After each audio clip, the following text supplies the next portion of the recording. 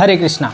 Nursing अधिकारी YouTube channel पर आप सभी का फिर से स्वागत है। आप सभी को पता है फ्रेंड्स, चैनल पे रैपिड रिवीजन की सीरीज चल रही है। रैपिड रिवीजन की सीरीज का आज मैं लेके आया हूँ आप सभी के लिए पार्ट 2।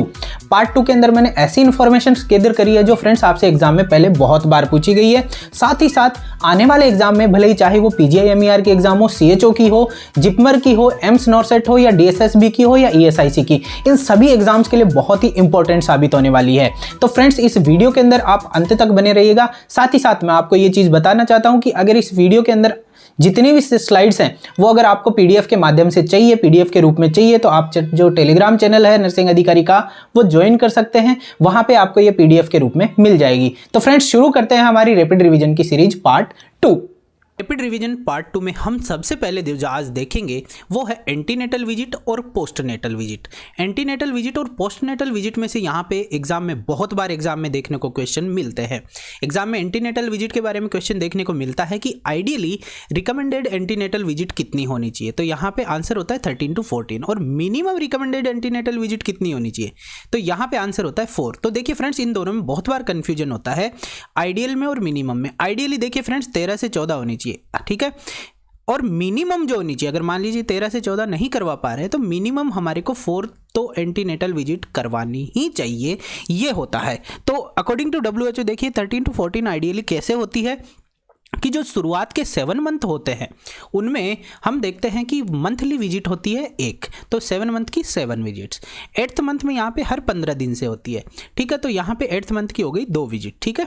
तो यहाँ पे 7 + 2 हो गए 9, प्लस 9 मंथ में क्या होता है, 9th मंथ के अंदर एवरी वीक यहाँ पे 1 विजिट होती है। तो यहाँ पे 9 मंथ में हो जाती है, 9th मंथ में 4 विजिट्स, तो टोटल हो जाती है 9 + 4 = 13। तो इससे अगर प्रेगनेंसी और भी आगे जाती है तो 13+ हो जाती है। तो मतलब 13 to 14 आइडियली यहाँ पे रिकमेंडेड एंटीनेटल विजिट्स होनी ही चाहिए। पर अगर वो नहीं हो पाती है किसी तरह से, किसी कारणवश, तो यहाँ पे डेवलपिंग और डेवलप्ड कंट्री दोनों के लिए मिनिमम यहाँ पे रिकमेंडेड WHO की जो एंटीनेटल विजिट्स है वो होनी चाहिए 4, तो होनी ही चाहिए। तो यहाँ पे मिनिमम और आइडियल दोनों आपको याद रखनी है एंटीनेटल विजिट्स। एंटीनेटल विजिट्स की बात करें तो यहाँ पे फर्स्ट विजिट जो होनी चाहिए वो as early as possible before 16 week होनी चाहिए, ठीक है। पहली विजिट 16 वीक से पहले होनी चाहिए, या फिर जितनी जल्दी प्रेगनेंसी यहाँ पे आपको डायग्नोस होती है उसी दौरान हो जानी चाहिए। सेकेंड विजिट होनी चाहिए यहाँ पे एंटीनेटल 24 से 28 वीक के बीच, ठीक है। थर्ड विजिट होनी चाहिए 32 वीक्स पे, और फोर्थ विजिट होनी चाहिए यहाँ पे 36 वीक पे, ठीक है। तो ये हो गई मिनिमम 4 विजिट कब कब होती है वो। चलते हैं अब पोस्टनेटल विजिट की तरफ। देखिए फ्रेंड्स, पोस्टनेटल जो विजिट होती है वो पोस्टनेटल विजिट भी मिनिमम यहाँ पे रिकमेंडेड कितनी है, 4 विजिट होनी चाहिए। तो यहाँ पे देखिए पोस्टनेटल और एंटीनेटल दोनों विजिट मिनिमम होनी चाहिए 4 तो होनी चाहिए मिनिमम, ठीक है। आइडियली जो एंटीनेटल का जो क्वेश्चन आता है उसका आंसर होता है 13 to 14। पोस्टनेटल विजिट कब कब होनी चाहिए, देखिए 4। नंबर 1 जो है first visit first day of delivery होनी चाहिए। सेकेंड डे जो विजिट है वो होनी चाहिए 3rd डे ऑफ डिलीवरी को। थर्ड विजिट होनी चाहिए 7th डे ऑफ डिलीवरी को। और फोर्थ विजिट होनी चाहिए यहाँ पे हमारे 6th week after delivery, 6 weeks after delivery होनी चाहिए, ठीक है। तो ये हो गई पोस्टनेटल विजिट। अब चलते हैं सेकंड स्लाइड की ओर, जिसमें मैंने यहाँ पे कवर किया है मेंस्ट्रुअल साइकिल की इरेगुलरिटी से रिलेटेड टर्मिनोलॉजी। बहुत ही इंपॉर्टेंट स्लाइड है। देखिए फ्रेंड्स, ये सभी स्लाइड आपको टेलीग्राम चैनल है नर्सिंग अधिकारी का, वहाँ पे मिलने वाली है। इसलिए PDF के लिए आप क्या करिए, टेलीग्राम चैनल को ज्वाइन करना मत भूलिएगा। ये जिस दिन वीडियो डाला जाता है उसी दिन ये PDF भी डाल दी जाती है। यहाँ पे देखिए बहुत बार एग्जाम में ओलिगोमेनोरिया क्या होता है, पोलीमेनोरिया क्या होता है, मेनोरेजिया क्या होता है, मेट्रोरेजिया क्या होता है, मेट्रोरेजिया क्या होता है, हाइपोमेनोरिया क्या होता है, इंटरमेंस्ट्रुअल ब्लीडिंग क्या होती है, इन सभी बहुत सारा कंफ्यूजन होता है। और ये कंफ्यूजन क्या है, बार बार पढ़ने से ही यहाँ पे क्या होता है, कम होता है। जितना पढ़ेंगे उतना ही ज़्यादा ये याद हो जाएगा। और बार बार पढ़ने के लिए हमारे पास क्या है कि ये स्लाइड्स का होना बहुत ज़रूरी है, क्योंकि एक ही जगह पे सारी चीज़ लिखी हुई है। तो ये स्लाइड आपको कैसे मिलेगी, टेलीग्राम चैनल से मिल जाएगी। इसलिए जितना कन्फ्यूजन कम करना है उतना ज़्यादा आपको टेलीग्राम चैनल ज्वाइन करके इनको PDF को पढ़ना पड़ेगा। आप साथ ही साथ वो PDF है आप अपने फ्रेंड्स तक भी उसको शेयर कर सकते हो। आप अपने वेरियस जितनी पढ़ने वाली चीज़ें, जैसे आप iPad से पढ़ते हैं iPad में ट्रांसफ़र कर लीजिए, लैपटॉप से पढ़ते हैं लैपटॉप में बहुत अच्छा चलता है, बहुत ही अच्छे से दिखता है, तो आप उसमें भी ट्रांसफ़र कर सकते हैं। तो PDF एक ट्रांसफरेबल फॉर्म हो जाती है आपके लिए, तो वो भी आप डाउनलोड कर सकते हैं।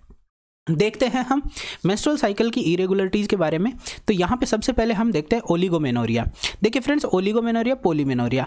तो इस ओलिगो और पोली से आप सभी को समझ आता है कि ओलिगो यूरिया भी होता है, पोली यूरिया भी होता है। तो ओलिगो का मतलब होता है कि कम मात्रा में, ठीक है। यूरिन का मतलब कम मात्रा में आना ओलिगोयूरिया कहलाता है। तो इसी तरह से ओलिगोमेनोरिया क्या होगा वो हम यहाँ पे देखते हैं। ओलिगोमेनोरिया, पोलीमेनोरिया, ठीक है। ओलिगोमेनोरिया देखिए फ्रेंड्स क्या होता है, ओलिगोयूरिया से आप समझिए, ओलिगोयूरिया मतलब यूरिन की मात्रा कम आना, ठीक है। पोलीमेनोरिया बार बार यूरिन आना। तो यहाँ पे ओलिगोमेनोरिया कब होएगा, मतलब यहाँ पे जो मेंस्ट्रुअल साइकिल है उसका कम आना, मतलब कम कब आएगा, ठीक है। तो यहाँ पे कम तभी आएगा जैसे कि मान लीजिए 12 महीने के अंदर, एक साल के अंदर एक यूजुअली 28 डेज का साइकिल होता है, तो यहाँ पे 12 से 13 बार मेंस्ट्रुअल साइकिल आता है एक फीमेल को। अगर मान लीजिए उसकी संख्या कम हो जाती है, अगर मान लीजिए उसकी संख्या हो जाती है 9 या 10 रह जाती है, मतलब यहाँ पे क्या हो, मेंस्ट्रुअल साइकिल का जो 28 डेज का साइकिल है वो यहाँ पे क्या हो गया, बढ़ गया है, ठीक है। वो 35-40 डेज का हो गया, इसी करके तो क्या हो जाएगा, 10 ही आ पाएंगे, ठीक है। तो ओलिगोमेनोरिया में हम क्या देखते हैं कि ये जो मेंस्ट्रुअल साइकिल है नॉर्मल की अपेक्षा इनफ्रीक्वेंट हो जाता है, मतलब कम बार आता है, इरेगुलर टाइम एपिसोड्स पे आता है। Bleeding occur at interval of more than 35 days, 35 days के ज़्यादा इंटरवल पे क्या आती है, ये मेंस्ट्रुअल साइकिल की ब्लीडिंग होती है। तो मेंस्ट्रुअल साइकिल क्या होता है, 35 दिन के साइकिल के बाद आती है, ठीक है, या 35 से ज़्यादा दिन के साइकिल्स पे आती है। जबकि पोलीमेनोरिया में क्या होता है, फ्रिक्वेंटली आता है, बार बार आता है, ठीक है, बार बार आता है, मतलब यहाँ पे टाइम जो इंटरवल है, ठीक है, इसका मेंस्ट्रुअल साइकिल का वो कम हो जाता है, मतलब 21 डेज या इससे भी कम हो जाता है। तो हर 21 दिन पे 20 दिन पे क्या होता है, मेंस्ट्रुअल साइकिल आ जाता है। तो इसको क्या कह देते हैं, पोलीमेनोरिया कह देते हैं। तो आपको आसानी से याद हो गया, ओलिगो मतलब कम आना, ठीक है, संख्या में कम होना, एक साल में कम, यहाँ पे अगर मेंस्ट्रुअल साइकिल आएंगे मतलब यहाँ पे जो इंटरवल है वो बढ़ जाएगा, 35 डेज हो जाएगा। पोलीमेनोरिया मतलब बार बार आ रहा है, मतलब यहाँ पे इंटरवल क्या हो जाएगा, कम हो जाएगा, ठीक है। तो आप आसानी से याद रख सकते हैं, ओलिगो है इनफ्रीक्वेंट, पोलीमेनोरिया फ्रीक्वेंट। अब चलते हैं मेनोरेजिया की तरफ। मेनोरेजिया जो है रेगुलरली टाइम एपिसोड्स पे आती है ब्लीडिंग, ठीक है, बट इसके अंदर एक्सेसिव अमाउंट में आता है। मेनो का मतलब होता है बहुत ही ज़्यादा, ठीक है, तो अमाउंट में भी ज़्यादा होता है और ड्यूरेशन ऑफ फ्लो 5 दिन तक होता है नॉर्मली, तो उससे भी ज़्यादा होने 6-7 दिन तक यहाँ पे मेंस्ट्रुअल साइकिल चलता है, तो उसे हम मेनोरेजिया कहते हैं, ठीक है। दोनों तरह से वो क्या होता है, एक्सेसिव होता है, ठीक है, अमाउंट में भी और ड्यूरेशन में भी। नेक्स्ट है मेट्रोरेजिया। मेट्रोरेजिया का मतलब होता है, मेट्रो मतलब इरेगुलरली टाइम्ड होती है, ठीक है, पूरी तरह से इरेगुलर होता है, ठीक है। अब आएंगे मेनोमेट्रो, मतलब मेनोमेट्रोरेजिया मतलब जिसमें मेनो के भी सिम्टम्स होते हैं, मेट्रो के भी सिम्टम्स होते हैं, तो मेनोमेट्रोरेजिया कहेंगे उसे। तो यहाँ पे देखिए एक्सेसिव प्रोलॉन्ग्ड ब्लीडिंग, ठीक है, यहाँ पे देखिए जो मेनोरेजिया का साइन है प्रोलॉन्ग्ड ब्लीडिंग, मतलब यहाँ 5 से ज़्यादा दिन भी रहेगी, ठीक है। दैट अकर से irregularly timed and frequent interval, ठीक है, और इरेगुलरली टाइम है वो है मेट्रोरेजिया का, ठीक है। तो यहाँ पे मेनोमेट्रो कैसे हो गया, एक्सेसिव और प्रोलॉन्ग्ड दोनों, प्लस इरेगुलरली टाइम्ड मतलब मेट्रो, ठीक है, और फ्रीक्वेंट इंटरवल्स पे आती है, बार बार आती है, ठीक है। तो ये हो गया मेनोमेट्रोरेजिया। अब आते हैं हाइपोमेनोरिया, ठीक है, हाइपो का मतलब कम मात्रा में, ठीक है, तो यहाँ पे रेगुलरली टाइम ब्लीडिंग होती है बट डिक्रीज इन अमाउंट में बहुत कम होती है, ठीक है, उसे हम हाइपोमेनोरिया कह देते हैं। नेक्स्ट है यहाँ पे intermenstrual bleeding usually not of excessive amount that occurs in between menstrual cycle otherwise normal menstrual cycle, ठीक है। नॉर्मल मेंस्ट्रुअल साइकिल्स के बीच में भी कभी कभी क्या होती है, थोड़ी बहुत ब्लीडिंग आती है, उसे इंटरमेंस्ट्रुअल ब्लीडिंग कहते हैं। तो देखिए फ्रेंड्स, ये मेंस्ट्रुअल साइकिल की इरेगुलरिटी से रिलेटेड जो टर्मिनोलॉजी है वो हुई है यहाँ पे। ये जो है मैंने देखिए सारी चीज़ यहाँ पे मैंने करी है, कलेक्ट करी है, self assessment and review of gynaecology S Arora की बुक से, ठीक है, ठीक है। तो यहाँ पे उनको क्रेडिट बनता है। चलते हैं नेक्स्ट स्लाइड की तरफ, ठीक है, जिसके अंदर मैंने यहाँ पे कवर किया है आपके लिए फीटल लंग मैच्योरिटी असेसमेंट से रिलेटेड जितने टेस्ट होते हैं वो। एग्जाम में बहुत बार जो एलएस रेशियो है वो बहुत बार पूछा जाता है, जिसका मतलब है लेसिथिन एंड स्पिंगोमाइलिन रेशियो, ठीक है। अगर इसकी मात्रा 2 या 2 से ज़्यादा होती है एलएस रेशियो की, तो हम ये एश्योर कर सकते हैं कि उसका फीटस क्या हो चुका है, फीटस का लंग मैच्योर हो चुका है। नेक्स्ट होता है शेक टेस्ट, बबल टेस्ट या क्लीमेंट्स टेस्ट। देखिए तीनों टेस्टों का नाम एक ही है, तीनों एक ही चीज़ है। शेक टेस्ट, बबल टेस्ट या क्लीमेंट टेस्ट में हम क्या करते हैं, एमनियोटिक फ्लूइड को इथेनॉल के साथ मिक्स करते हैं, शेक करते हैं 15 सेकंड के लिए, इसीलिए इसको शेक टेस्ट कह रहे हैं। फिर उसको 15 मिनट के बाद इंस्पेक्ट करते हैं, देखते हैं अगर कंप्लीट रिंग ऑफ बबल बनते हैं उसके अंदर एक कंप्लीट रिंग, इसीलिए इसको बबल टेस्ट कर रहे हैं। देखिए फ्रेंड्स, ठीक है, complete ring of bubbles at meniscus, जो ऊपरी किनारी होती है उस पर एक कंप्लीट रिंग ऑफ बबल अगर बनी हुई है, बुलबुलों की एक रिंग बनी हुई है, तो ये एश्योर करता है कि उस फीटस के लंग मैच्योर हो चुके हैं, ठीक है। तो यहाँ पे शेक टेस्ट, बबल टेस्ट और क्लीमेंट टेस्ट आपको समझ आया, ठीक है। नेक्स्ट है फॉर्म स्टेबिलिटी इंडेक्स। अगर इस फॉर्म स्टेबिलिटी इंडेक्स में अगर इसका मान लीजिए, इसका जो मान है वो मोर देन 47 है, तो एफएसआई या फॉर्म स्टेबिलिटी इंडेक्स के अकॉर्डिंग क्या है कि उस फीटस का लंग मैच्योर हो चुका है। एफएसआई का अगर मान लीजिए 47 से ज़्यादा है तो। नेक्स्ट है यहाँ पे 1 माइक्रोन लीटर के अंदर अगर मान लीजिए लेमिलर बॉडी काउंट्स देखी जाती है, लेमिलर बॉडीज काउंट देखी जाती है, अगर मान लीजिए वो 30,000 से ज़्यादा है 1 माइक्रोन लीटर में, तो वो भी फीटल लंग मैच्योरिटी को क्या करते हैं, एश्योर करते हैं। तो चौथा जो टेस्ट होता है वो होता है लेमिलर बॉडी काउंट। याद रखिए फ्रेंड्स, क्लीमेंट्स टेस्ट और एलएस रेशियो दोनों एग्जाम में बहुत बार पूछे गए। ये नर्सिंग ऑफिसर टेस्ट में बहुत बार आया हुआ है एलएस रेशियो, और क्लीमेंट टेस्ट एमएससी नर्सिंग के एंट्रेंस में आया हुआ है, इसलिए दोनों चीज़ें आने की संभावना रहती है, इसलिए इन दोनों को तो याद रखना ही रखना है। इसके अलावा अगर ये याद होते हैं तो ये भी याद रखना है, लेमिलर बॉडी काउंट एफएसआई, ठीक है। नेक्स्ट है सैचुरेटेड फास्फेटिडाइल कोलिन। अगर मान लीजिए इसका मान 500 या मोर देन 500 Ng/ml है, तो ये भी फीटल लंग की मैच्योरिटी को एश्योर करता है। चलते हैं नेक्स्ट स्लाइड की ओर, जिसके अंदर मैंने यहाँ पे कवर किया सीमन एनालिसिस एंड टर्मिनोलॉजी। देखिए friends, semen analysis and terminology के अंदर मैंने सीमन से रिलेटेड जितने भी है टर्म्स उनको यहाँ पे क्या किया, कलेक्ट किया है, ठीक है। यहाँ पे नॉर्मोस्पर्मिया क्या होता है, ओलिगोजूस्पर्मिया क्या होता है, ओलिगोस्पर्मिया क्या होता है, एस्थेनोजूस्पर्मिया क्या होता है, एस्थेनोस्पर्मिया क्या होता है, टेरेटोजूस्पर्मिया क्या होता है, ओलिगो एस्थेनो टेरेटोजूस्पर्मिया क्या होता है, एजूस्पर्मिया और एस्पर्मिया क्या होता है, जो कि एग्जाम में बहुत ज़्यादा आपसे पूछे जाते हैं, ठीक है। ल्यूकोसाइटोस्पर्मिया क्या होता है, नेक्रोजूस्पर्मिया क्या होता है, ये सभी मैंने यहाँ पे क्या किए, कवर करे हैं। तो सबसे पहले हम देखेंगे नॉर्मोस्पर्मिया, मतलब वो स्पर्म जो नॉर्मल है, ठीक है। तो ऑल सीमन पैरामीटर्स जिसके अंदर नॉर्मल होते हैं वो नॉर्मोस्पर्मिया कहलाता है। ओलिगोजूस्पर्मिया या ओलिगोस्पर्मिया किसे कहते हैं, ओलिगो का मतलब आप सभी को अभी मैंने बताया है कि ओलिगो का मतलब होता है कम, ठीक है। तो यहाँ पे decrease sperm number less than 20 million पर ml, अगर 1 ml के अंदर 20 मिलियन से भी कम अगर स्पर्म्स की काउंट होती है, नंबर होती है, तो उसको हम ओलिगोस्पर्मिया कहते हैं या ओलिगोजूस्पर्मिया कहते हैं। नेक्स्ट है एस्थेनोजूस्पर्मिया या एस्थेनोस्पर्मिया। डिक्रीज स्पर्म मोटिलिटी, यहाँ पे एस्थेनो का मतलब स्पर्म की मोटिलिटी से, ठीक है। तो अगर मान लीजिए मोटिलिटी अगर उसकी कम है तो एस्थेनोजूस्पर्मिया या एस्थेनोस्पर्मिया कहलाएगा, ठीक है। एस्थेनो मतलब मोटिलिटी से। टेरेटो का मतलब आपको सभी को पता है, टेरेटोजेनिक ड्रग मतलब वो ड्रग जो क्या कर देती है, भ्रूण को विकृत कर देती है, फीटस को विकृत कर देती है। तो टेरेटो का मतलब होता है विकृत कर देने वाला या विकृत, ठीक है। तो यहाँ पे टेरेटोजूस्पर्मिया का मतलब जो स्पर्म जो विकृत हैं, ठीक है। Increased abnormal forms of sperms की एबनॉर्मल फॉर्म या मतलब विकृत फॉर्म अगर मान लीजिए किसी सीमन में बहुत ज़्यादा है तो उसको टेरेटोजूस्पर्मिया कहेंगे उस कंडीशन को। नेक्स्ट है ओलिगो एस्थेनोजू टेरेटोजूस्पर्मिया, मतलब ओलिगो भी है, मतलब जिसके अंदर स्पर्म्स की जो काउंट है वो भी कम है। एस्थेनो मतलब मोटिलिटी भी कम है। तीसरा टेरेटोजूस्पर्मिया मतलब वो क्या है, डिस्टर्ब्ड भी है, एबनॉर्मल फॉर्म्स में भी है, ठीक है। तो यहाँ पे देखिए तीनों चीज़ है, ये मतलब यहाँ कुल मिला के स्पर्म के सभी वेरिएबल जो होते हैं वो सब के सब एबनॉर्मल हो जाते हैं, ठीक है।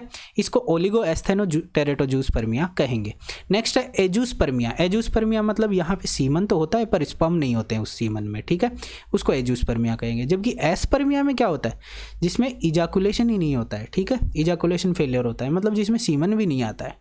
जबकि एजोस्पर्मिया में सीमन तो आता है पर स्पर्म नहीं होता है। जबकि स्पर्मिया में क्या होगा, सीमन भी नहीं आता है, ठीक है, मतलब नो इजैकुलेशन होता है। नेक्स्ट है ल्यूकोसाइटोस्पर्मिया, मतलब जिसके ल्यूकोसाइट का मतलब होता है WBC, जब स्पर्म्स के अंदर इंक्रीज WBCs की अमाउंट हो तो उसको हम कहते हैं ल्यूकोसाइटोस्पर्मिया। नेक्स्ट है नेक्रोजूस्पर्मिया। नेक्रो का मतलब होता है डेड, ठीक है। तो all sperms non viable and non motile, मतलब नॉन वाइबल हम नहीं है, जीवित नहीं है, मतलब यहाँ पे डेड है, ठीक है। तो जब सभी स्पर्म्स क्या होते हैं, नॉन वाइबल और नॉन मोटाइल हो तो उसको नेक्रोजूस्पर्मिया कहेंगे। तो ये हो गए सीमन एनालिसिस से रिलेटेड टर्मिनोलॉजी जो एग्जाम में आपको बहुत बार पूछी जाती है। बार बार यहाँ पे कह रहा हूँ, देखिए फ्रेंड्स, इन सभी की जो बार बार पढ़ने के लिए आपको इन PDF की बहुत आवश्यकता होती है, इसलिए इन PDF को डाउनलोड करने के लिए आप हमारे टेलीग्राम चैनल पे जाइए। टेलीग्राम चैनल जो है नर्सिंग अधिकारी का, उसको ज्वाइन करिए। वहाँ पे आपको ये सीमन एनालिसिस और ये सारी की सारी स्लाइड्स हैं PDF के रूप में मिलेगी। आप जिसको जिस भी चीज़ में आपको इसको क्या करना है, ट्रांसफ़र करके पढ़ना है, आप लैपटॉप में, टैबलेट में, जिसके अंदर मोबाइल में, हर जगह पे आप इनको क्या कर सकते हैं, पढ़ सकते हैं। साथ ही साथ इनका प्रिंट आउट निकाल के भी आप इनको लॉन्ग लास्टिंग रख सकते हैं, ठीक है। चलते हैं नेक्स्ट स्लाइड की ओर, जिसके अंदर हम देखेंगे फैमिली प्लानिंग के मेथड गवर्नमेंट ऑफ इंडिया के द्वारा कौन कौन से यहाँ पे लागू है। इसके अंदर एग्जाम में देखिए यहाँ पे अंतरा और छाया के बारे में बार बार पूछा गया है। तीसरा जो क्वेश्चन पूछा गया है यहाँ पे कैफेटेरिया अप्रोच क्या होती है वो, ठीक है। तो यहाँ पे देखिए फैमिली प्लानिंग मेथड को यहाँ पे इसीलिए मैंने एक स्लाइड के माध्यम से यहाँ आप सभी के लिए क्या किया है, एक जगह पे संकलित किया है, ठीक है, इकट्ठा किया है। तो यहाँ पे देखिए फैमिली प्लानिंग के मेथड की बात करते हैं। सबसे पहले साइकिल ऑफ बीड्स या तिरुमाला मेथड। ये तिरुमाला मेथड बहुत बार एग्जाम में पूछा जाता है। तिरुमाला का मतलब क्या होता है, एक माला सी होती है जिसके अंदर क्या होते हैं 28 मन के होते हैं, ठीक है। और उसके अंदर क्या होता है, इस बीड्स मतलब 28 बीड्स होते हैं, ठीक है। तो ये एक पूरे साइकिल को रिप्रेजेंट करती है, ठीक है। ये कैलेंडर मेथड है एक तरह का, जो कि अनएजुकेटेड फीमेल्स को यहाँ पे एक माला के द्वारा बताया जाता है कि इसके अंदर जो 7 डेज हैं उन 7 डेज के अलग अलग बीड्स होते हैं। इसके अलावा 21 जो बीड्स होते हैं वो अलग कलर के होते हैं, ठीक है, ब्लैक एंड वाइट होते हैं, ऐसे मान लीजिए आप, ठीक है। तो क्या होता है कि उससे उन अनएजुकेटेड जो लेडीज़ होती है, फीमेल्स होती हैं, उनको समझाया जाता है कि जब ये 7 जो अलग कलर के जो बीड्स हैं ये चल रहे हैं, तब तक हम मानते हैं कि ये जो टाइम होता है ये क्या होता है, ये मेंस्ट्रुअल साइकिल का टाइम होता है, ठीक है। और इस दौरान हमारे को क्या देखते हैं, हम देखते हैं कि अनफर्टाइल होता है पीरियड। इसके बाद जो आगे वाला जो पीरियड होता है फर्टाइल कैसे कैसे होता है। फर्टाइल पीरियड के अंदर हमारे को क्या नहीं करना होता है, इंटरकोर्स नहीं करना होता है, जिससे हम क्या करते हैं, फैमिली प्लानिंग को हम एनकरेज कर सकते हैं अनएजुकेटेड फीमेल्स के अंदर। नेक्स्ट है ओरल कॉन्ट्रासेप्टिव पिल। आप ये तिरुमाला मेथड, जो तिरुमाला मेथड है, आप इसको गूगल पे डाल के देख सकते हैं किस तरह की आपको यहाँ पे एक दिखेगी, एक माला दिखेगी, जिससे हम अनएजुकेटेड फीमेल्स को बताते हैं, ठीक है। नेक्स्ट है ओरल कॉन्ट्रासेप्टिव पिल्स, OCPs, ठीक है, कंबाइंड ओरल कॉन्ट्रासेप्टिव पिल्स भी कहते हैं। इसके अंदर क्या क्या आता है, इसके अंदर एस्ट्रोजन और प्रोजेस्टेरोन दोनों आते हैं, ठीक है। तो ये माला एन और माला डी के नाम से गवर्नमेंट ऑफ इंडिया ने यहाँ पे इंडिया के अंदर क्या की हुई है, लॉन्च की हुई है, ठीक है। इसके अंदर क्या होता है, एथिनिल एस्ट्रोडियोल 0.03 mg प्लस लिवेनोर गेस्ट्रोल 0.15 mg होता है, ठीक है। ये 30 माइक्रोग्राम होता है, पर यहाँ पे मैंने 0.03 mg लिखा है, मतलब मिलीग्राम लिखा है। माइक्रोग्राम में होता है 30 माइक्रोग्राम, ठीक है। ये याद रखना, ये एक अमाउंट पूछी जाती है एग्जाम के अंदर, एथिनिल एस्ट्रोडियोल और लिवेनोर गेस्ट्रोल की ये जो अमाउंट होती है कितना होता है, ठीक है, कितना mg होता है। नेक्स्ट है IUCD। बहुत बार एग्जाम में पूछा गया है कि कॉपर्टी 380A होती है वो कितने साल तक लगती है, और ये मल्टीलोड 375 होती है ये कितने साल तक लगती है। ये गवर्नमेंट ऑफ इंडिया ने ये दोनों कॉपर्टी यहाँ पे क्या की हुई है, इंट्रोड्यूस करी हुई है लोगों के लिए, यहाँ पे लॉन्च करी हुई है। तो यहाँ पे देखिए 380 के अंदर 0 आ रहा है तो ये 10 ईयर्स के लिए होती है, और 375 में 5 आ रहा है तो ये 5 ईयर के लिए होती है। आप आसानी से इसको याद रख सकते हैं IUCD को। नेक्स्ट अंतरा। अंतरा का मतलब होता है जो अंतर देने के काम आती है, डिफरेंट क्या करने के लिए आती है, स्पेस देने के लिए काम आती है। 2 बच्चों में स्पेस देने के काम में आने वाली चीज़ को अंतरा कह रहे हैं, ठीक है, यहाँ पे, इसीलिए यहाँ पे अंतरा कहते हैं। तो अंतरा क्या है, अंतरा एक तरह का इंजेक्टिबल ड्रग है जो कि बच्चों के अंदर स्पेस देने के लिए किया जाता है। इसके अंदर इंजेक्टिबल किस चीज़ का दिया जाता है, डिपोमेड्रोक्सी प्रोजेस्टेरोन एसीटेट, ठीक है, DMPA का इंजेक्शन लगाया जाता है। 150 mg होता है, हर 3 महीने पे ये इंजेक्शन लगाया जाता है, ठीक है। इससे क्या होता है कि इससे हम देखते हैं कि ओव्यूलेशन नहीं हो पाता है, और क्या होता है कि यहाँ पे मतलब प्रेग्नेंट होने की संभावनाएं नहीं होती है, ठीक है। इससे अंतरा मतलब स्पेसिंग हो जाती है बच्चों में आसानी से। एक बहुत ही अच्छा फैमिली प्लानिंग का मेथड है। आजकल जो एजुकेटेड जो लेडीज़ हैं वो इस मेथड को बहुत अपना रही, इंजेक्टिबल को, ठीक है। इससे 3 महीने तक उनको क्या रहता है कि किसी प्रकार की कोई चिंता नहीं होती है एक इंजेक्टिबल से, ठीक है। नेक्स्ट है छाया। इसको छाया को हम कहते हैं सेंट क्रॉमन या सहेली। सहेली और ये छाया दोनों के नाम से ये जानी जाती है, ठीक है। देखिए फ्रेंड्स, कई जगहों पे इसको छाया कहते हैं, कई जगहों पे सहेली कहते हैं। तो याद रखिए सेंट क्रॉमन होता है इसका नाम, और इसमें और मेलोक्सिफेन आता है। ओरल पिल्स होती हैं लेने की। पहले 3 महीने तो हम वीकली 2 पिल्स लेते हैं, उसके बाद वीकली लेते हैं 1-1 पिल 3 महीने के बाद, ठीक है। नॉन स्टेरॉइडल पिल्स होती हैं, ठीक है, नॉन स्टेरॉइडल ओरल पिल्स, ठीक है। अब याद रखिए इसको वीकली पिल के नाम में जाना जाता है, ठीक है। छाया और या सहेली को हम वीकली पिल्स के नाम से भी जानते हैं, 1 वीक में 1 बार लेने वाली, ठीक है। परंतु याद रखिए 1 वीक में 1 बार लेने से पहले इनको 3 महीने तक हर वीक में 2 बार लेना पड़ता है, तब जाके ये वीकली ले पाते हैं, ठीक है। तो इसलिए शुरुआती 3 महीने में तो हम इसको क्या करते हैं, वीक में 2 बार लेते हैं। तो छाया, सहेली, सेंट क्रॉमन या वीकली पिल्स, ये चारों इसी के एक ही नाम है, ठीक है, एक के ही नाम है। नेक्स्ट देखते हैं हम फीमेल एंड मेल कॉन्डोम्स, ठीक है। निरोध या डिलक्स निरोध आते हैं मेल के लिए, और फीमेल के लिए FC2 या फीमेल कॉन्डोम, ठीक है। ये गवर्नमेंट ऑफ इंडिया के अंडर जो नाको प्रोग्राम है, नेशनल एड्स कंट्रोल ऑर्गेनाइजेशन, नाको प्रोग्राम के तहत क्या है, फीमेल सेक्सुअल वर्कर्स को ये क्या है, ये उनके लिए अवेलेबल होते हैं ये, ठीक है। ये गवर्नमेंट ऑफ इंडिया ने अवेलेबल करवाए हुए हैं उनके लिए, ठीक है, फीमेल कॉन्डोम्स। चलते हैं नेक्स्ट परमानेंट मेथड्स की ओर, ट्यूबेक्टोमी और वेसेक्टोमी। ट्यूबेक्टोमी और वेसेक्टोमी यहाँ पे करी जाती है। ट्यूबेक्टोमी करी जाती है फीमेल की, वेसेक्टोमी करी जाती है मेल के लिए, ठीक है। याद रखिए, देखिए फ्रेंड्स, जो ट्यूबेक्टोमी और वेसेक्टोमी, इनके अंदर जो वेसेक्टोमी करी जाती है मेल की, उसके अंदर हम देखते हैं कि यहाँ पे वेसेक्टोमी बहुत ही अच्छी अप्रोच है। ये government of India non scalpel vasectomy के नाम से लोगों के अंदर धीरे धीरे लोगों को जागरूक कर रही है ये करवाने के लिए। अब आते हैं कैफेटेरिया अप्रोच की तरफ। देखिए फ्रेंड्स, ये जो कैफेटेरिया अप्रोच क्या है, इसके अकॉर्डिंग देखिए कैफेटेरिया अप्रोच का मतलब ये है कि आपको इन सभी में से कौन सा कॉन्ट्रासेप्शन मेथड लेना है, ये आपके ऊपर डिपेंड करता है, न कि सर्विस प्रोवाइडर के ऊपर। मतलब यहाँ पे डॉक्टर की मर्जी नहीं चलती है कि आपको क्या लेना चाहिए, वो आपको गाइड कर सकता है, पर इन सब में से चुनना आपके हाथ में होता है, मतलब यूज़र के हाथ में होता है। ठीक है, किसको कौन सा मेथड यूज़ करना है, ये सारा का सारा जो यूज़ कर रहा है उसके ऊपर डिपेंडेड होता है, ना कि सर्विस प्रोवाइडर मतलब डॉक्टर या दाई के वश में होता है कि उनके ऊपर डिपेंडेंट नहीं होता है। वो जैसा कहें वैसा करने की ज़रूरत यहाँ पे नहीं होती। जो आपको यहाँ पे चॉइस आज इन सब में अच्छी लग रही है, आपको वो यहाँ पे चूज करना होता है। इसी को कैफेटेरिया अप्रोच कहते हैं। मतलब choice of contraception is depends on the client user, not on the service provider. ठीक है, this is known as cafeteria approach. ठीक है, तो मैं आशा करता हूँ अंतरा, छाया और कैफेटेरिया अप्रोच, ये तीनों चीज़ आपको समझ आई होगी, क्योंकि ये एग्जाम में बहुत बार पूछे गए तीनों चीज़ें। ठीक है, चलते हैं नेक्स्ट स्लाइड की ओर। Development of vulva. देखिए फ्रेंड्स, ये ओबीजी की दृष्टि से बहुत ही इंपॉर्टेंट है कि ये जो वल्वा के जो ऑर्गन्स होते हैं, मतलब एक्सटर्नल वेजाइनल ऑर्गन्स जो होते हैं, ये किन किन चीज़ों से बने हुए होते हैं, किन चीज़ों से इनका डेवलपमेंट होता है। जब भ्रूण होता है, फीटर, वो जो एम्ब्रियो होता है, एम्ब्रियो के अंदर ये जो चारों संरचनाएं होती है, ये जो वल्वा की मतलब एक्सटर्नल जेनाइटल जो होती है स्ट्रक्चर्स, ये किन चीज़ों से डिफरेंशिएट होके बनती है, ये बहुत बार एग्जाम में पूछा जाता है। तो कि मतलब जैसे क्लाइटोरिस है, ये किससे बनती है, जेनाइटल ट्यूबरकल से बनती है। लेबिया माइनरा होती है, वो जेनाइटल फोल्ड से बनती है। मेजोरा होती है, वो लेबियोस्क्रेटल स्वेलिंग से बनती है। वेस्टिब्यूल होती है, वो यूरोजेनाइटल साइनस से बनती है। ठीक है, तो यहाँ पे देखिए ये होता है, जब अनडिफरेंशिएटेड बात करें तो एम्ब्रियो के अंदर देखिए इस तरह की एक संरचना होती है, जिसको जेनाइटल ऊपर ट्यूबरकल होता है, ये बीच के अंदर क्या होता है, जेनाइटल फोल्ड होता है, ये दोनों साइड के अंदर जेनाइटल स्वेलिंग होती है। ठीक है, ये धीरे धीरे अगर मेल की तरफ जाते हैं तो इस तरह से डेवलप होती है, फीमेल की तरफ इस तरह से डेवलप होती है। अल्टीमेटली मेल में इस तरह से बना लेती है, दोनों साइड में स्क्रोटम, ये बीच के अंदर पेनिस, और ये ऊपर की तरफ क्या होता है, ग्लांस पेनिस बन जाता है। ठीक है, और इस तरह से फीमेल के अंदर हम देखते हैं दोनों की तरफ ये जो जहाँ पे स्क्रोटल बनना होता है, वही चीज़ इधर की तरफ क्या बना लेती है, यहाँ पे लीविया मेजोरा बना लेती है। जो चीज़ यहाँ पे क्या कहते हैं, मतलब जो पेनिस का ये बनाती है, ठीक है, वो चीज़ यहाँ पे क्या बनाती है, यहाँ पे लीविया माइनरा बनाती है, और जो चीज़ यहाँ पे क्लाइटोरिस बना रही है वो यहाँ पे ग्लांस पेनिस बना रही है। ठीक है, तो इस तरह से देखिए यही चीज़ है सेम डिफ्रेंशिएट होने की, कि ये चीज़ें बनती किससे है आखिर, ये एग्जाम में पूछा जाता है। तो देखिए इसको एक बहुत ही अच्छे निमोनिक से हम याद रख सकते हैं। निमोनिक है यहाँ पे CT-MF-ML-VS। C मतलब clitoris, M for minora, majora और वेस्टिब्यूल, T फॉर यहाँ पे देखिए tubercle, F for folds, L for labioscrotal swelling और S फॉर साइनस। ठीक है, तो यहाँ पे CT-MF-ML-VS इसको याद रखते हैं। क्रेटा, मुफ्त, MF, मिली, ML, VS विश्वेंद्र सिंह को। ठीक है, तो मतलब क्या हुआ, क्रेटा मुफ्त मिली विश्वेंद्र सिंह को। यहाँ पे विश्वेंद्र सिंह नाम का एक बंदा है, उसको मुफ्त में क्रेटा मिली है। क्रेटा आप सभी जानते हैं गाड़ी होती है। ठीक है, तो CT क्रेटा में C और T आ रहा है, MF में मुफ्त में MF आ रहा है, मिली में ML आ रहा है, विश्वेंद्र सिंह में VS आ रहा है।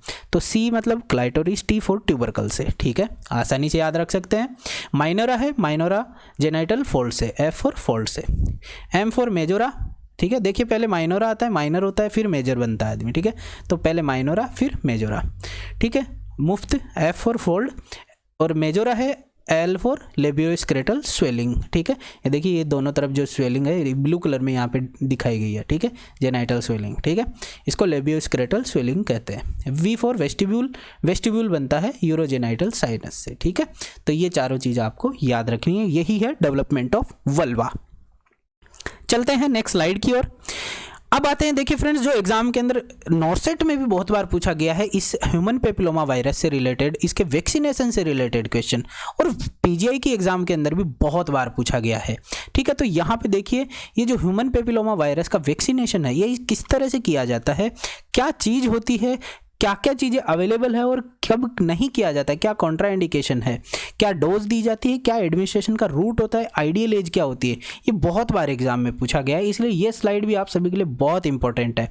मैं यही कहूँगा कि ये स्लाइड भी आप अपने पास रखिए, टेलीग्राम चैनल ज्वाइन करिए, वहाँ पर यह आपको मिलेगा। किस रूप के अंदर, यहाँ पे PDF के फॉर्म में आपको मिल जाएगा, जिससे आप खुद भी पढ़ सकते हैं, अपने फ्रेंड्स को भी इसको फॉरवर्ड कर सकते हैं। तो सबसे पहले देखते हैं, देखिए ह्यूमन पेपिलोमा वायरस की 3 वैक्सीन यहाँ पे अवेलेबल है। नंबर 1 बाइवेलेंट वैक्सीन, सेकंड है क्वाड्रिवेलेंट, तीसरी है 9 वैलेंट वैक्सीन, ठीक है। बाईवेलेंट, क्वाड्रीवेलेंट और 9 वैलेंट से मतलब है कि एचपीवी के जो सब टाइप्स होते हैं, स्ट्रेन्स होते हैं, बाईवेलेंट में ओनली 2 होते हैं, क्वाड्री में 4 होते हैं, 9 वैलेंट में 9 स्ट्रेन्स होते हैं, ठीक है। ये ज्योग्राफिकल डिस्ट्रीब्यूशन होता है इनका कि इंडिया के अंदर 16 और 18 बहुत ही ज़्यादा यहाँ पे क्या करते हैं, अपना प्रकोप दिखाते हैं ये दोनों वायरस, ये दो 16 और 18 सब टाइप वाले। इसलिए देखिए इन तीनों वैक्सीन के अंदर क्या होता है, 16 और 18 अवेलेबल है ही है, ठीक है। और जगह के हिसाब से, ये ज्योग्राफिकल डिस्ट्रीब्यूशन के हिसाब से जिस सब टाइप का जहाँ जहाँ पे ज़्यादा होता है उस सब टाइप का वहाँ पे इन वैक्सीनेशन करा जाता है। वैसे 9 वैलेंट है, ये 9 प्रकार के सब टाइप से आपको प्रोटेक्शन देता है, इसलिए ये यहाँ पे बहुत ही अच्छा माना गया है, ठीक है। जिसको देखिए ये 3 नामों में अवेलेबल होता है। बाईवेलेंट होता है वो ग्लैक्सोस्मिथक्लाइन कंपनी बनाती है, सर्वारिक्स के नाम से अवेलेबल, ठीक है। दूसरा क्वाड्रीवेलेंट है वो मर्क कंपनी बनाती है, मर्क एंड कंपनी, गार्डासिल के नाम से आता है, ठीक है।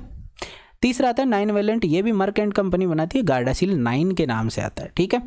तो यहाँ सबसे बेस्ट गार्डासिल 9 ही माना जाएगा क्योंकि ये 9 सब स्ट्रेन्स हैं, उनसे आपको क्या करता है, प्रोटेक्शन देता है। किन किन चीज़ों के प्रोटेक्शन के लिए होता है, देखिए किन चीज़ों से ये प्रोटेक्ट करता है ह्यूमन पेपिलोमा वायरस का वैक्सीन।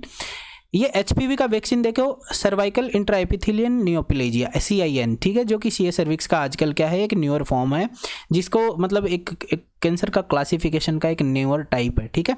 CIN और सीए सर्विक्स से यहाँ पे प्रोटेक्ट करता है, ठीक है। ये जो गार्डासिल होता है वो एनोजेनाइटल वॉट, CIN और सीए सर्विक्स से, इन तीनों से करता है, और गार्डासिल 9 भी इनसे करता है। इसके अलावा भी और बहुत सारी चीज़ें हैं जिनसे ये प्रोटेक्ट करता है, पर आपको एनोजेनाइटल वॉट, CIN और सीए सर्विक्स याद रखना ही रखना है। मैन्युफैक्चरर मैंने बताया सर्वारिक्स का है ग्लैक्सोस्मिथक्लाइन, गार्डासिल है मर्क एंड कंपनी बनाती है, गार्डासिल 9 है मर्क एंड कंपनी बनाती है। डोज तीनों की सेम है 0.5 ml, रूट भी तीनों का सेम है, IM देना होता है। एडमिनिस्ट्रेशन टू फीमेल, देखिए जो सर्वारिक्स है ओनली फीमेल्स को दिया जाता है, जबकि गार्डासिल है दोनों प्रकार के, ये मेल और फीमेल दोनों के लिए होते हैं, ठीक है। आइडियल एज क्या है, ये 11 से 12 साल की उम्र में दिया जाना चाहिए, ठीक है। वैसे 11 से 12 साल की उम्र में ये देना चाहिए। इसके अलावा 9 से 26 साल तक ये देखो कभी भी लगाया जा सकता है। वैसे जो ऑप्टिमम एज जो होती है, आइडियल एज, वो 11 से 12 साल होती है, ठीक है। 11 से 12 की उम्र में लगना ही लगना चाहिए, ठीक है। ये बात है। इससे अलावा ऐसा नहीं है कि 11 से 12 में अगर नहीं लगाए तो हम कभी नहीं लगा सकते। 9 से 26 की उम्र में आप कभी भी लगा सकते हैं, पर ऑप्टिमम एज जो होती है वो होती है 11 से 12 साल की उम्र में, ठीक है। और मेल्स के अंदर भी सेम है 9 से 26 साल, ठीक है, और 11 से 12 की अंदर एज में ये लगाना चाहिए, ठीक है। तो ये यहाँ पे देखिए ह्यूमन पेपिलोमा वायरस वैक्सीन है, इससे रिलेटेड जो मेन जो क्वेश्चन है वो इसकी डोज, एडमिनिस्ट्रेशन, इसका एडमिनिस्ट्रेशन, इनका आइडियल एज, इससे रिलेटेड होता है, ठीक है। और इसके सब इस टाइप के स्ट्रेन से, और क्या नाम है टीके का वो, तो यहाँ पे सर्वारिक्स, गार्डासिल और गार्डासिल 9 तीन जो टीके हैं वो अभी अवेलेबल है मार्केट में, ठीक है। ह्यूमन पेपिलोमा वायरस के वैक्सीन से रिलेटेड नॉर्सेट, यहाँ पे मैं बात करूँ नॉर्सेट शायद 17 या 18 के अंदर इसका क्वेश्चन आ चुका है, ठीक है। अब चलते हैं इसके कॉन्ट्राइंडिकेशन की ओर। देखिए फ्रेंड्स, जो इसके कॉन्ट्राइंडिकेशन है, जो एचपीवी का वैक्सीन है, ये ह्यूमन पेपिलोमा वायरस का वैक्सीन 2 परिस्थितियों में नहीं लगाया जाता। एक तो प्रेग्नेंट होती है फीमेल तब, दूसरा हाइपर सेंसिटिविटी होती है उसको तब। तो प्रेगनेंसी और हाइपर सेंसिटिविटी में ये टीका नहीं लगाया जाता है, ठीक है। चलते हैं नेक्स्ट स्लाइड की ओर, जिसके अंदर मैंने यहाँ पे इंक्लूड किया है बायोफिजिकल प्रोफाइल और बीसप स्कोर को। देखिए फ्रेंड, बायोफिजिकल प्रोफाइल है BPP, ठीक है। इसको हम मैनिंग स्कोर भी कहते हैं। इसको क्या क्या इसके कंपोनेंट होते हैं, एग्जाम में यही क्वेश्चन पूछा जाता है कि निम्न में से कौन सा कंपोनेंट बायोफिजिकल प्रोफाइल में नहीं चेक किया जाता है या मैनिंग स्कोर में चेक नहीं किया जाता है। तो यहाँ पे देखिए बायोफिजिकल प्रोफाइल को हम बैटमैन से याद रख सकते हैं, ठीक है, बैटमैन। तो B4 breathing movement of foetus, biophysical profile करवाना है। मतलब यहाँ पे देखिए बहुत बार 30th वीक के बाद यहाँ बायोफिजिकल प्रोफाइल यहाँ पे क्या कर देते हैं, एडवाइस कर देते हैं फीमेल जो प्रेग्नेंट क्लाइंट होते हैं उनको, ठीक है। तो क्या क्या चेक करवाना होता है उसके अंदर बायोफिजिकल प्रोफाइल में, देखिए ब्रीदिंग मूवमेंट ऑफ फीटस ये चेक करते हैं, एमनियोटिक फ्लूइड का पॉकेट चेक करते हैं, T4 tone of foetal muscle, ठीक है, फीटल मसल्स की टोन चेक करते हैं। इसके अलावा फीटस के मूवमेंट्स को चेक करते हैं। N for non stress test, NST करते हैं। तो ये 5 चीज़ें मिला के बायोफिजिकल प्रोफाइल कहलाती है, जिनको हम बैटमैन से याद रखते हैं, ठीक है, बैटमैन, ठीक है। A4 यहाँ पे जो छोटा a है इसका मतलब कुछ भी नहीं होता है, आपका एक निमोनिक बनाने के लिए मैंने इसको बैटमैन लिखा है, ठीक है। BATMAN मतलब बैटमैन, ठीक है। बैटमैन आप सभी जानते हैं, सुपरमैन, बैटमैन, ठीक है। ये सभी चीज़ें क्या होती है, ठीक है, आपने देखे हैं सुपर हीरोज, उनमें एक बैटमैन भी होता है। तो ये बायोफिजिकल प्रोफाइल आपका हो गया। नेक्स्ट है बिशप स्कोर। देखिए फ्रेंड्स, बिशप स्कोर को सर्वाइकल स्कोर भी कहते हैं। ठीक है, क्या कहते हैं? Cervical score. इसमें क्या होते हैं, ये जो 4 इसके कंपोनेंट्स हैं वो क्या है? सर्विक्स से रिलेटेड है, और चौथा फिफ्थ जो होता है, फिफ्थ जो कंपोनेंट है वो हेड से रिलेटेड होता है। बिशप स्कोर के अंदर देखो, हम निमोनिक है कॉलपेड्स, कॉलपेड से इसको याद रखते हैं। कॉलपेड्स का मतलब है C4 कंसिस्टेंसी, पेड्स का मतलब पीडियाट्रिक। ठीक है, कॉलपेड्स पीडियाट्रिक डिपार्टमेंट में कॉल करने के लिए कोई नर्स कह रही है कि कॉलपेड्स मतलब पीडियाट्रिक्स को कॉल करो, ठीक है, या पीडियाट्रिशियन को कॉल करो। तो यहाँ पे देखिए C4 है कंसिस्टेंसी, P फॉर पोजीशन, ठीक है, C for call, C for consistency, P for position, E for effacement, D for dilation. Consistency, position, effacement and dilation of cervix, ये चारों चीज़ें सर्विक्स से रिलेटेड है। S for station of head, ठीक है, ये चीज़ें आती है बिशप स्कोर में। तो एग्जाम में बिशप स्कोर भी बहुत बार पूछा जाता है, BPP बायोफिजिकल प्रोफाइल भी बहुत बार पूछी जाती हैं। तो फ्रेंड्स, ये हो गए हमारे सभी के सभी जितने भी जो मैंने आज आप सभी के लिए लेके आया था स्लाइड। मैं आपको बार बार कह रहा हूँ, ये सभी स्लाइड्स अवेलेबल हैं टेलीग्राम चैनल पे। आप टेलीग्राम चैनल जो नर्सिंग अधिकारी का है उसको जरूर ज्वाइन करिए। आशा करता हूँ ये वीडियो आपको बहुत पसंद आया होगा। अगर ये वीडियो आपको पसंद आया है तो चैनल को सब्सक्राइब करिए, वीडियो को लाइक करिए और अपने फ्रेंड्स तक इसको शेयर करना मत भूलिएगा। आप वेरियस सोशल मीडिया हैंडल्स है जहाँ पे आप नर्सिंग अधिकारी चैनल को फॉलो कर सकते हैं। फेसबुक पे जो नर्सिंग अधिकारी पेज है आप उसे जरूर ज्वाइन करिए। इसके अलावा इंस्टाग्राम पे भी आप नर्सिंग अधिकारी पेज को फॉलो कर सकते हैं। टेलीग्राम चैनल पे वेरियस इन्फॉर्मेशन प्लस इन सभी की PDF प्राप्त करने के लिए आप टेलीग्राम चैनल जरूर ज्वाइन करिएगा। इसके अलावा मिलते हैं अगले वीडियो में, तब तक के लिए धन्यवाद।